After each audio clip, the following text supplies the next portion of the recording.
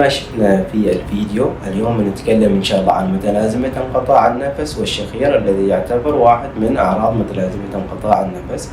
ويتم تشخيص المتلازمة عن طريق أخذ التاريخ المرضي للمريض والفحص السريري، بالإضافة إلى فحص دراسة النوم ومنظار النوم، ومن ثم نفرق ما بين مرضى متلازمة انقطاع النفس ومرضى الشخير.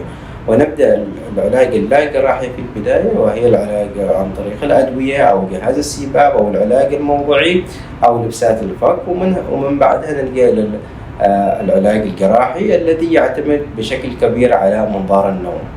دمتم سالمين.